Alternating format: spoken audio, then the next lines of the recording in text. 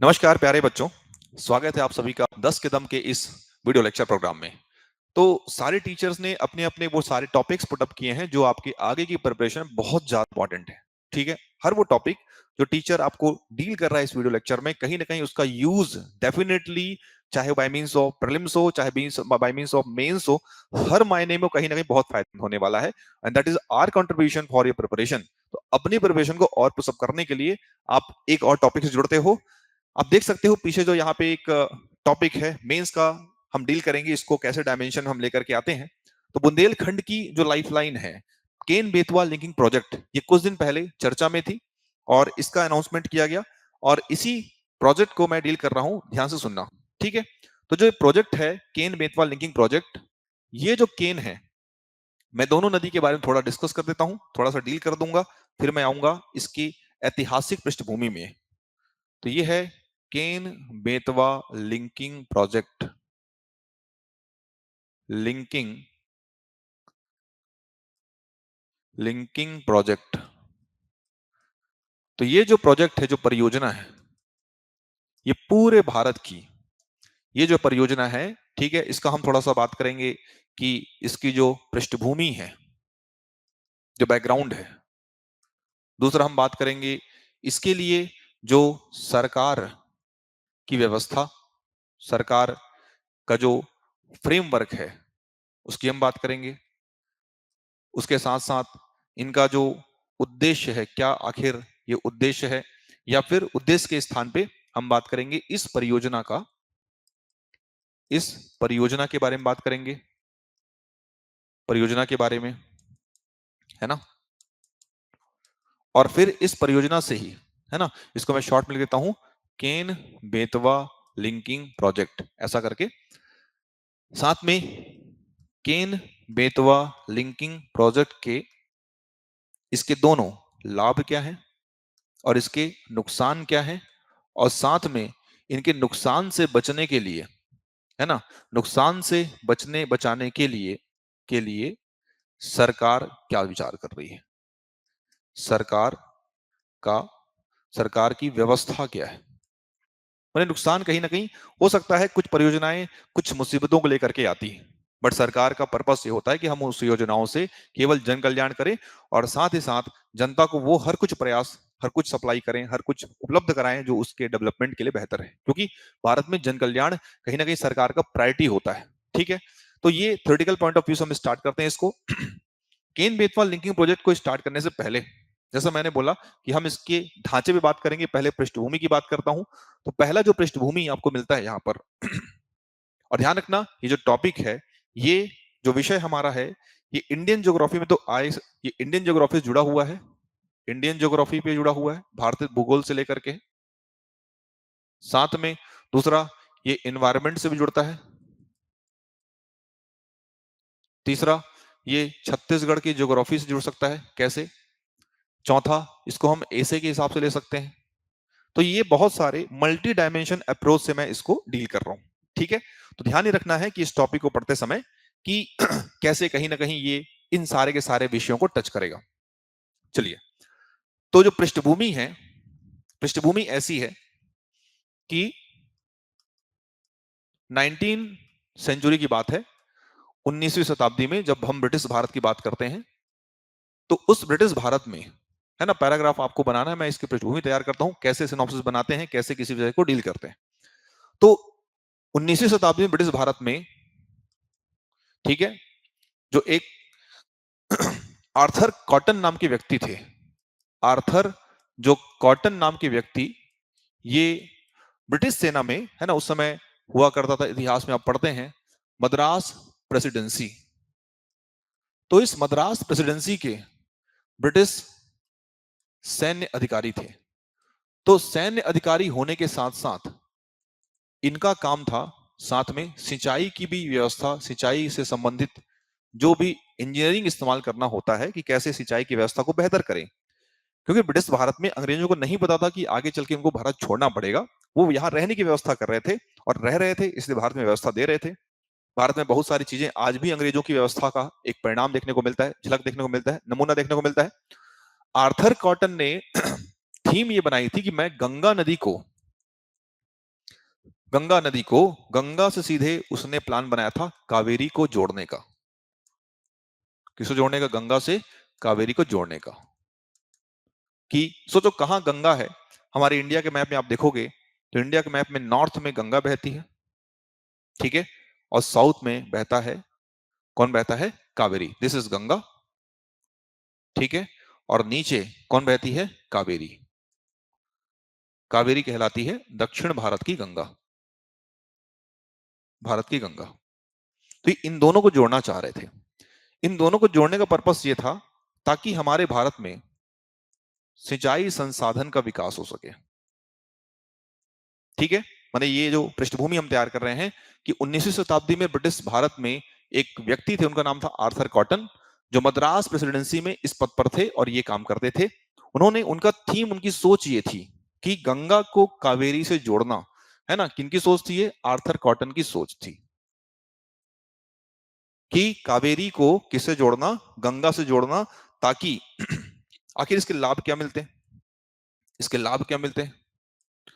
अगर लाभ देखेंगे तो सिंचाई संसाधन का विकास हो जाएगा, विकास हो जाएगा। और साथ में उस समय इनको सिंचाई से कहीं इंपॉर्टेंट ये था, हम ब्रिटिश भारत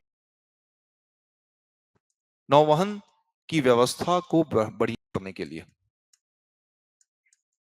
को समृद्ध करने के लिए, ताकि इनका जो भी व्यापार वगैरह है, इनकी सेना का जो मूवमेंट है वो कहीं ना कहीं नॉर्थ साउथ आराम से हो सके। बट बहुत क्रूशियल सोच थी और इस सोच को लाने के लिए इन्होंने काम तो किया, लेकिन जैसा मैंने बोला पृष्ठभूमि छोटी सी ये बन गई कि सर आर्थर कॉटन ने 19वीं शताब्दी में, ठीक है, भारत में नदियों को जोड़ने के लिए पहली योजना बनाई।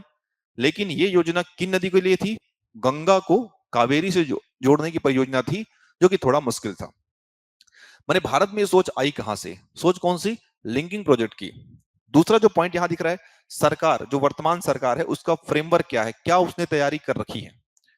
तो जो सरकार का जो तैयारी है, ठीक है, वर्तमान सरकार का फ्रेमवर्क, तो वर्तमान सरकार का जो फ्रेमवर्क है वो क्या है? तो इस फ्रेमवर्क की अगर बात करते हैं तो इसी संबंध में 1980 में 1980 में एनपीपी मतलब नेशनल पर्सपेक्टिव प्लान, मतलब कि राष्ट्रीय परिप्रेक्ष्य परिप्रेक्ष्य योजना की शुरुआत की गई। और इस शुरुआत के साथ ही, इस शुरुआत के साथ साथ एक एजेंसी बनाई गई 1982 में, उसका नाम है NWDP या NWDA, that is national water development agency, मतलब कि राष्ट्रीय जल विकास एजेंसी।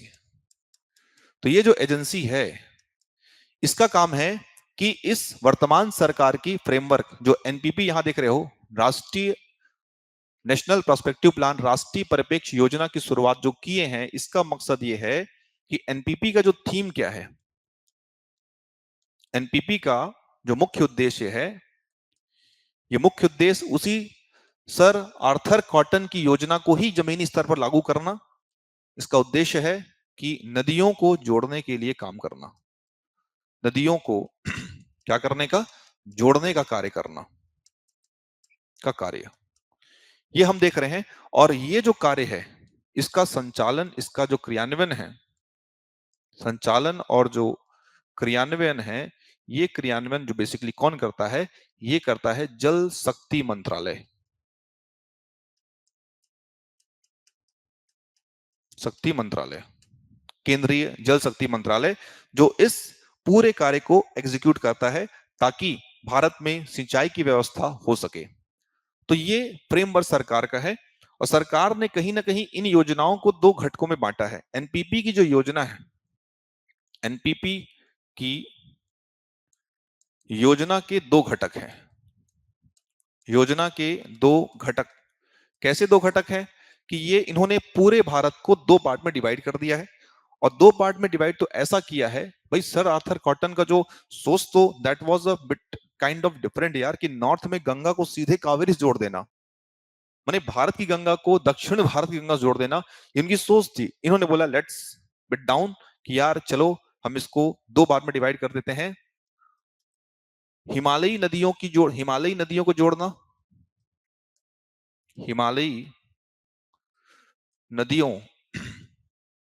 को जोड़ना, ये इन्होंने बनाया। और तीसरा, प्रायद्वीपीय भारत की नदियों का विकास, माने कि उत्तर भारत की नदियों को और दक्षिण भारत की नदियों को जोड़ने का उन्होंने काम किया। ये दो घटक इन्होंने दिया। तो इसमें और इसमें इन्होंने उत्तर भारत की नदियों में लगभग 14 नदियों को जोड़ने का प्लान बनाया है। कितनी नदियों को? 14। और यहां पर इन्होंने 16 नदियों को जोड़ने का प्लान बनाया है। मतलब 14 और 16 टोटल हो जाता है, दो घटक मिला के 30 लिंकिंग प्रोजेक्ट का इनका प्लान है। ये इनका प्रोजेक्ट है, ये प्रपोज्ड है। एग्जाम्पल जैसे मान के चलो, नॉर्थ में किसको जोड़ेंगे? जैसे गंगा को जोड़ना है ब्रह्मपुत्र से, ठीक है।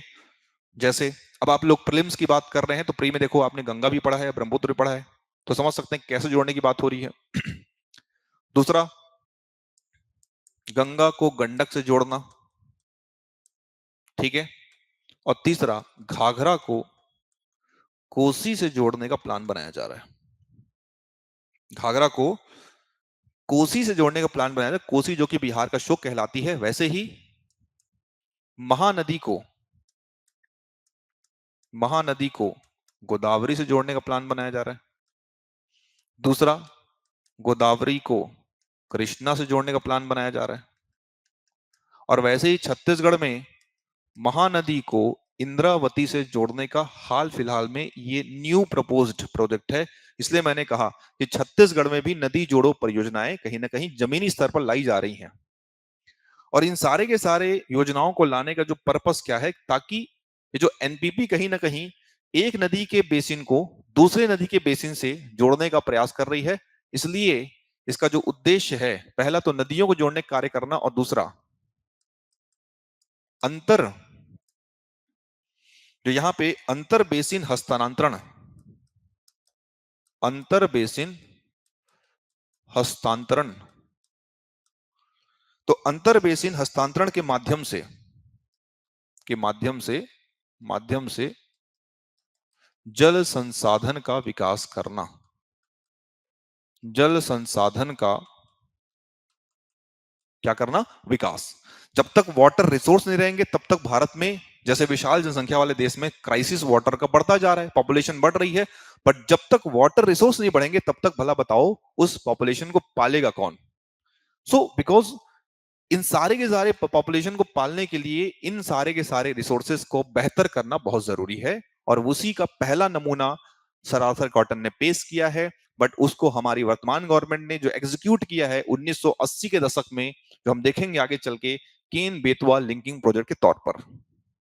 आखिर इन सारी की सारी जो एनपीपी यहां पे दिख रहा है, एनपीपी मान लो क्वेश्चन अपने आप में आता है, एनपीपी क्या है? तो एनपीपी 1980 में, ठीक है, राष्ट्रीय परिप्रेक्ष्य योजना की शुरुआत की गई है, जिसका पर्पस होता है भारत में अंतर बेसिन, यहां लिखा है अंतर बेसिन हस्तांतरण के माध्यम से जल संसाधन का क्या करना? विकास करना, है ना। और इस योजना का उद्देश्य है नदियों को क्या करना? जोड़ना, ताकि भारत में जल संसाधन का क्या हो सके? विकास हो सके। ये सारे के सारे पॉइंट्स कहीं ना कहीं आपको बुलेट पॉइंट पे तौर पर लिखना है, नॉट इन पैराग्राफ। तो दूसरा ये भी बात है ना कि कहीं ना कहीं इससे फायदे क्या होंगे? फायदे क्या होंगे? जैसे मान लो कभी ये पूछा जाए एनपीपी के बेनिफिट्स क्या है, अगर मान लो पूछता है एनपीपी के बेनिफिट्स क्या है, एनपीपी के लाभ क्या है, नदी हम आने वाले हैं केन बेतवा में, उसके पहले एनपीपी का लाभ क्या है? सबसे पहला लाभ तो ये है कि जो सिंचाई के संसाधन का विकास होगा, सिंचाई के संसाधन का विकास होगा। दूसरा दूसरा क्या होगा कि जो हमारे पास बेसिन है ना, जो दूसरा पॉइंट बनता है वो बनता है जो शुष्क क्षेत्र हैं भारत के शुष्क क्षेत्र, भारत के शुष्क प्रदेश, फॉर एग्जांपल जहां जहां आप जानते हो राजस्थान है, गुजरात है, आंध्र प्रदेश है, तमिलनाडु है। तमिलनाडु में तो स्थिति ये है कि वहां पर कुछ कुछ तहसील में भूजल जो वाटर लेवल वो खत्म हो गया था, माने जीरो वाटर लेवल पे काम कर रहा था तमिलनाडु, कुछ कुछ ब्लॉक। तो सोचो कितनी विकराल वाली स्थिति है। तीसरा, जब भूजल की बात मैं कह रहा हूं तो बस भूजल स्तर को बढ़ाना, भूजल स्तर में क्या करना, अपने को वृद्धि करना। ठीक है, अब जब नदियां बाढ़ वाली सिचुएशन में आती हैं तो बाढ़ को बैलेंस करने के लिए नदियों को जोड़ा जा रहा है। एनपीपी का लाभ ये भी है कि नदियों को जोड़ रहे हैं, जिससे बाढ़ जैसी प्राकृतिक आपदा, जो बाढ़ जैसा नेचुरल डिजास्टर है, इसके जैसी जो प्राकृतिक आपदा है, इस आपदा को रोकना। अब हम रोक ही सकते हैं, प्रिवेंट कर सकते हैं, समाप्त तो नहीं कर सकते। तीसरा, यहां ये भी अपने देख सकते हैं कि जो भूजल स्तर को बढ़ाना है, साथ में जल संकट को, जल संकट से या जल संकट की स्थिति को उबारना। ठीक है, साथ में एनपीपी से ये भी फायदे बन सकते हैं, जो परिवहन होता है, ठीक है, नौ गमन परिवहन का संचालन करना, ये सब फायदे हैं। और ये आपको, ये बेसिक टॉपिक नहीं, ये बहुत क्रिटिकल टॉपिक है जिसको मैं यहां पर पुट अप कर रहा हूं। ये थोड़ा सा सीजीपीएससी के एकदम क्वालिटी लेवल की चीजें हैं जो आपको यहाँ पर ये फायदा करेंगी। अब सोचिए, बी थिंकिंग क्रेचर, बौद्धिक जुगाली करना बहुत जरूरी है। ठीक है, तो यहाँ पे जो नवगमन है, उस परिवहन का संचालन करने के लिए एनपीपी ने सारे के सारे बेनिफिट्स दिए हैं नदियों को जोड़ने का। मतलब ये भी कह सकते हो कि नदी जोड़ो परियोजना के फायदे क्या है। In short, river linking project के लाभ आप चाहो तो ये समझ जाओ, चाहो तो ये समझ जाओ, बात एक ही है। ठीक है, इसके साथ साथ जब नदियों का पानी सीधे समुद्र में चला जाता है, तो नदियों को समुद्र में जाने से पहले है ना, उनका पेयजल के रूप में संचय करना, क्योंकि बहुत जरूरी है। आज देख रहे हो कि जैसे कहा गया था कि जिस दिन हवा और पानी दोनों बिकना चालू हो जाए, तो कहीं ना कहीं समझ जाना मानव जाति के डिक्लिनेशन का एक समय आ गया है। और आज की तारीख पर दोनों कहीं ना कहीं पेबल है, दोनों की कुछ अमाउंट्स पे ही हम खरीदी कर पाते हैं। भारत का अधिकांश समूह अब दोनों की खरीदी पर काम कर रहा है। जैसे भारत में वाटर तो काफी समय से बिक रहा है, बट अब कहीं ना कहीं ऑक्सीजन कैफे का आना ये दिखाई पड़ता है भारत में, कि अब ऑक्सीजन मतलब हवा भी कहीं ना कहीं अब मोल हो रहा है, उसका पे करना पड़ रहा है। कहीं ना कहीं ऑक्सीजन सिलेंडर्स की अवेलेबिलिटी बहुत जरूरी है। कोविड ने हमको बता दिया है। इन सारे के सारे पृथ्वी को सुरक्षित रखने के लिए हम ऐसे, माने इंडिया जैसे विशाल जनसमूह वाले देश का बहुत एक रिस्पॉन्सिबिलिटी बनता है, एक फर्ज बनता है कि इस जनसंख्या को संभालने के लिए पूरी अकाउंटेबिलिटी के साथ क्या करे, काम करे। और उसी अकाउंटेबिलिटी का नतीजा है एनपीपी। नहीं तो क्या सरकार को पड़ी है, वो आराम से अपना व्यवस्था करती और ना सोचती भारत की बहुत बड़ी आबादी के बारे में, तो फिर ऐसे कंडीशन में क्या होता। तो इस मामले में भारत का बहुत बड़ा एक प्लान है, उसी प्लान की मैं बात कर रहा हूं, दैट इज एनपीपी। लेकिन ये शुरुआत आज की नहीं बेटा, ये है 1980 के दशक, मैंने लिखा पीछे 1980 में ये प्लान चालू हुआ है। साथ में भारत में जो सिंचाई हो जाएगी, साथ सिंचाई के साथ साथ सिंचाई की व्यवस्था, सिंचाई संसाधन को बढ़ाना, वो पहला पॉइंट लिखा है मैंने। जब सिंचाई संसाधन बढ़ेगा तो इससे भारत के शुष्क क्षेत्रों में भी सिंचाई सुगम्य हो पाएगी। माना ये हो जाता है ना भाई कि जैसे राजस्थान वाला हिस्सा है, वहां भी मोटा अनाज पैदा होता है। ठीक है, तमिलनाडु में चावल की पैदावार होती है, आंध्र प्रदेश में भी कहीं ना कहीं आपको बागानी फसलों के साथ साथ कुछ ऐसे तंबाकू वगैरह की खेती भी पर्याप्त करने को देखने को मिलते हैं। गुजरात में कपास, ये सब मिट्टियां है ना कहीं ना कहीं। तो हम वहां के लोगों को कहीं ना कहीं जल की अवेलेबिलिटी करा रहे हैं ताकि जो समस्या होती है वाटर की ये ना हो, और इसलिए एनपीपी लाया गया था। अब हम आते हैं मुद्दे पर, जो हमारा प्राइमरी टॉपिक था कि क्या है केन बेतवा लिंकिंग प्रोजेक्ट और इस प्रोजेक्ट के मायने क्या है। तो केन बेतवा लिंकिंग प्रोजेक्ट के मायने की बात करते हैं तो केन और बेतवा ये दो ऐसी नदियां हैं। लिंकिंग प्रोजेक्ट, मैं फिर से लिखता हूं इस टॉपिक को। मान लो कभी ये 2 नंबर में आया तो इसमें कैसे शुरुआत करोगे आप? ठीक है, यह भारत की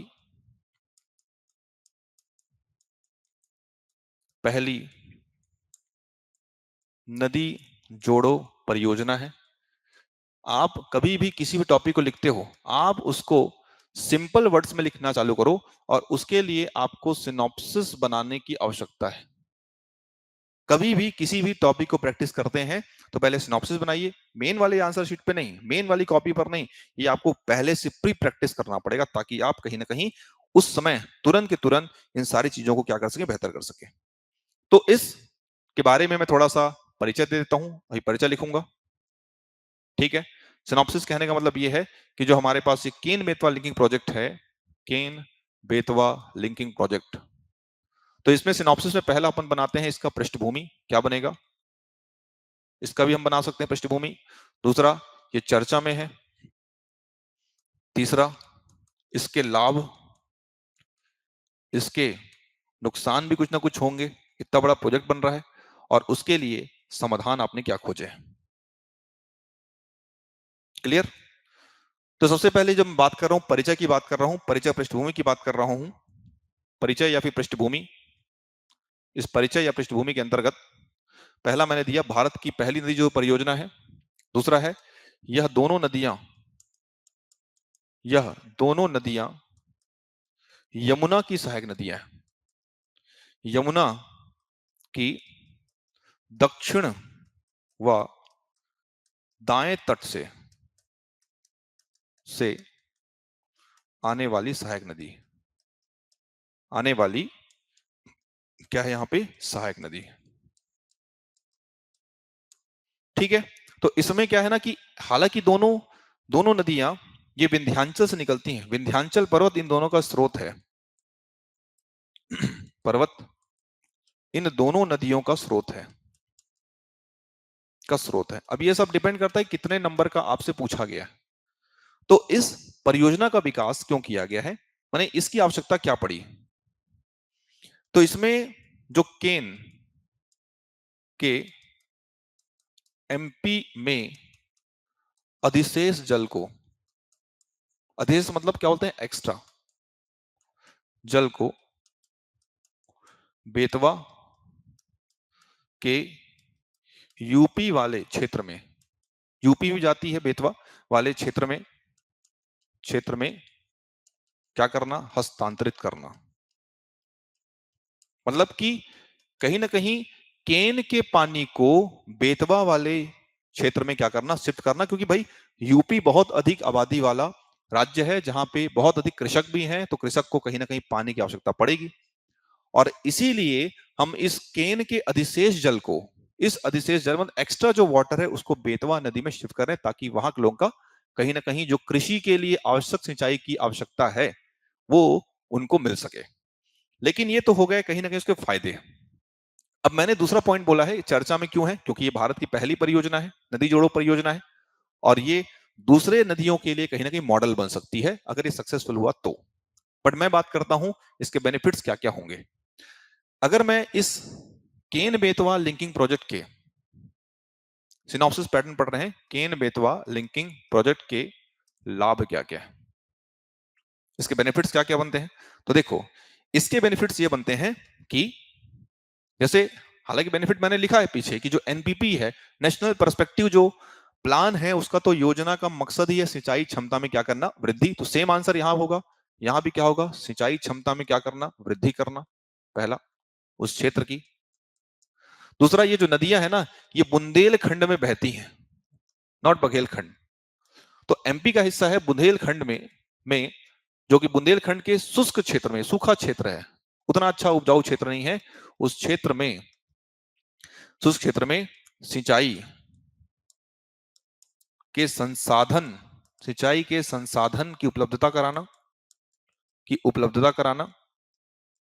ठीक, ये दूसरा पॉइंट बन सकता है। ये सब पहला पॉइंट बनेगा। दूसरा पॉइंट बनेगा ऐसा, अब इसी के साथ साथ कहीं ना कहीं हम उस पानी का हम इस्तेमाल कर सकते हैं बिजली उत्पादन के लिए।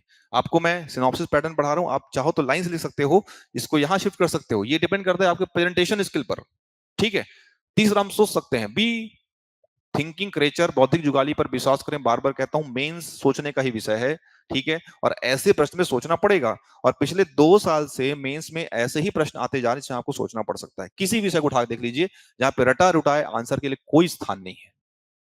वो कहते हैं ना कि यूपीएससी के तर्ज पर सीजीपीएससी की तैयारी, ऐसे नहीं कहा जा रहा है, पैटर्न को उसी मोड पे लाने का प्रयास कर रहे हैं ताकि हमारे भी बच्चे एक स्टैंडर्ड वे में आंसर लिख सकें। तीसरा, बिजली उत्पादन की जब बात करते हैं तो बिजली उत्पादन में वृद्धि करना,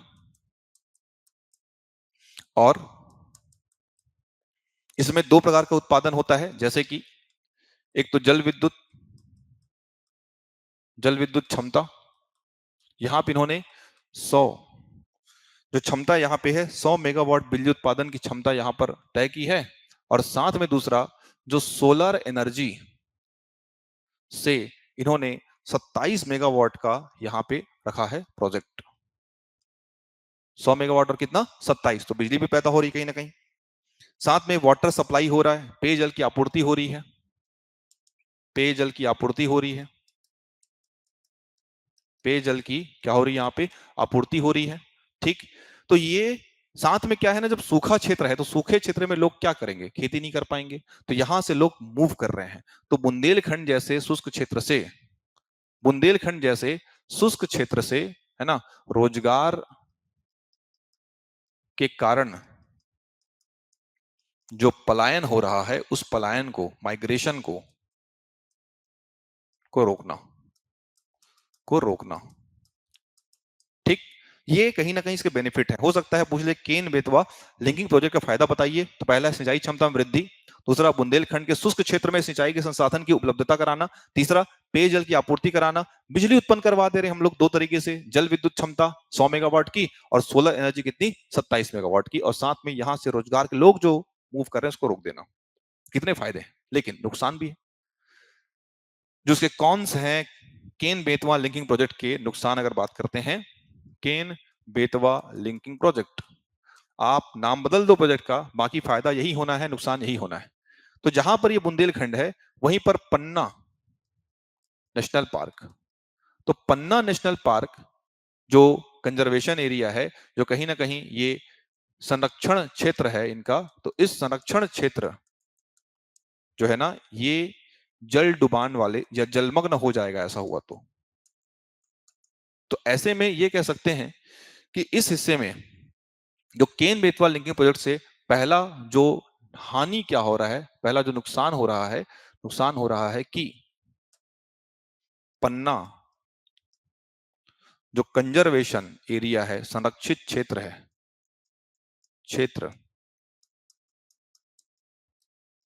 के जलमग्न होने का खतरा है, और इसलिए इसकी आलोचना हो रही है। हानि भी कह सकते हैं, आलोचना के कारण बता सकते हैं क्यों आलोचना हो रही है। दूसरा, अगर ये जलमग्न होगा तो वन और साथ में जो वन्य जीव है, इन जीवों को क्या होगा, खतरा होगा। ठीक है।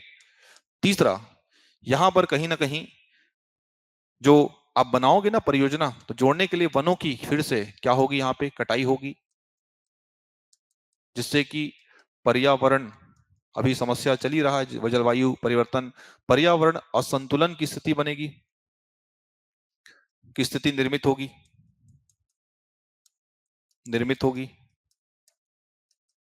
तो ये सारे के सारे नुकसान है यहाँ पे कहीं ना कहीं। ठीक है, और इससे होल एंड सोल जो पारिस्थितिकी असंतुलन की दशा पैदा हो सकती है, असंतुलन की स्थिति पैदा हो सकती है, स्थिति पैदा होगी।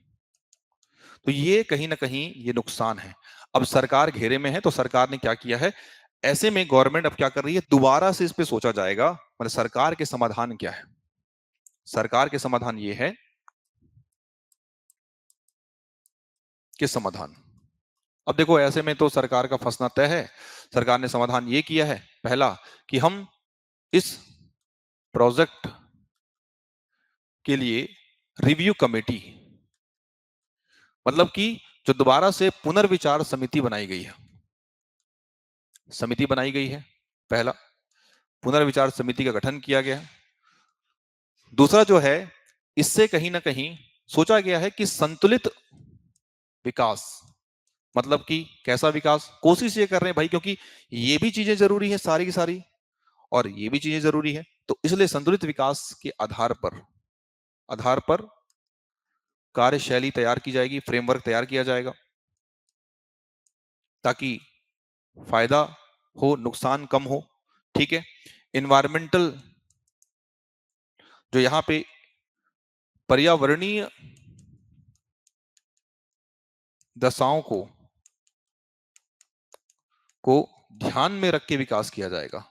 ये केवल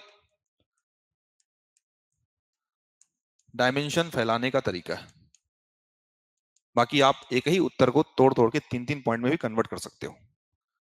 ठीक है, तो ये केवल केवल ये भी बोला जा रहा है भाई, देखो क्योंकि कहीं ना कहीं पन्ना टाइगर रिजर्व को लेकर के प्रति सरकार की संवेदनशीलता भी है ना, संवेदनशीलता को प्राथमिकता दी जाएगी। मतलब कि सरकार इसके बारे में दोबारा सोचेगी भाई, जानवरों के लिए कहीं ना कहीं इन सारे क्षेत्रों को है ना थ्रेट लेस बनाया जाएगा कि इस एरिया में इस परियोजना से जो केन बेतवा लिंकिंग प्रोजेक्ट है, ठीक है, वो केन बेतवा लिंकिंग प्रोजेक्ट नुकसान ना करे, है ना, और फायदे रहे जो फायदे हैं। एक लास्ट पॉइंट कि जैसे मैं इसको पूरी के हिसाब से सोचना चाहूं तो गंगा की एक नदी बनती है, उसका नाम पड़ता है यमुना, ये आप लोगों को पता होगा फिर भी एक बार। और यमुना की सहायक नदियों में देखा जाए तो 3 नदियां हैं, एक का नाम पड़ता है केन, एक का नाम बोलते हैं बेतवा। ठीक है, तो सिंध बेतवा और केन बनता है, एक का नाम सिंध है, सिंध नदी है, दूसरे का नाम पड़ता है बेतवा नदी है, और एक का नाम है केन नदी है, और एक नदी आती है उसका नाम पड़ता है चंबल, चंबल। ठीक है, जो इटावा में मिलती है यमुना नदी से, इटावा पड़ता है यूपी में। और इसी बेतवा में हमको 2 ठो परियोजना याद कर लेना है लगातार, एक का नाम पड़ता है राजघटा, राजघटा, और एक का नाम पड़ता है माता टीला। तो राजघटा ये पड़ता है मध्य प्रदेश में, ठीक है, या दोनों को याद रखे रहना, इन दोनों को हम कहीं ना कहीं जोड़ देते हैं, इसी को बोला गया है केन बेतवा लिंकिंग प्रोजेक्ट। ये केन है और ये क्या है, बेतवा।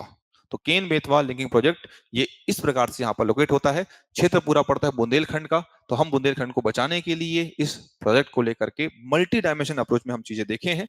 ऐसे ही कुछ क्रिटिकल ओपिनियन टॉपिक्स को हम लेकर के आएंगे जिसमें किसी मुद्दे पर चर्चा होगी और मेंस में उसे कैसे लिखा जाता है हम उसको देखेंगे। ठीक है, चलिए, तो thank you so much and happy Diwali in advance.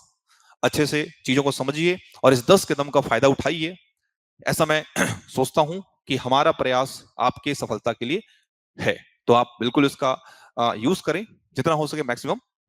और उसमें जो एक पॉइंट है जो एक बहुत आपकी तैयारी को तरासेगा वो है मूल्यांकन, सेल्फ असेसमेंट। उसी के लिए Chandra academy is going to start the test series for 2026, है ना, जो 25 का जो प्रीलिम्स 26 में होने वाला है, नवंबर 1 तारीख से ये होगा। इसमें मैंडेटरी है, मैं कहता हूं बिल्कुल इसका हिस्सा बनिए। रीजन, क्योंकि बिना मूल्यांकन की तैयारी ठीक वैसी होती जैसे कि मान लो आप बिना दिशा के चाल चलना चालू कर देते हो। इसमें दोनों के दोनों तरीके से आप इसको ज्वाइन कर सकते हैं, जो बच्चे ऑफलाइन से जुड़ेंगे वो और जो जुड़ेंगे ऑनलाइन से वो। और इसका शेड्यूल बहुत सिस्टमेटिकली बनाया गया है, सीजी के ज्योग्राफी से इसको स्टार्ट किया है, देन हिस्ट्री है, ऐसे सारे विषयों को सिस्टमेटाइज तरीके से आपके लिए पुटअप किया गया है। नंबर ऑफ टेस्ट है 30 और ये आपके प्रीलिम्स को देगा एक शानदार, एक शार्पनिंग प्रिपरेशन और बहुत शानदार एक अच्छे से आप कहीं ना कहीं इसमें एक बेहतर कैंडिडेट के तौर पे आप उतरेंगे बिल्कुल, क्योंकि ये जरूरी है ना, इसका हिस्सा होना जरूरी है इस प्रीलिम्स के। और दोनों मोड में पेपर्स होंगे, जैसे जिस पैटर्न पर हो रहा है आज की तारीख पर, यूपीएससी की तर्ज पर सीजीपीएससी अब कंडक्ट करा रहा है, वो सारी चीजें आपको यहाँ से मिलेंगी। ठीक है, तो चलिए यहाँ पे हम अपने टॉपिक को, अपने सेशन को कंक्लूड करते हैं। तो बिल्कुल थैंक यू सो मच। इस सेशन को अटेंड करने के लिए। And stay healthy, happy and advance में फिर से happy Diwali. Thank you so much.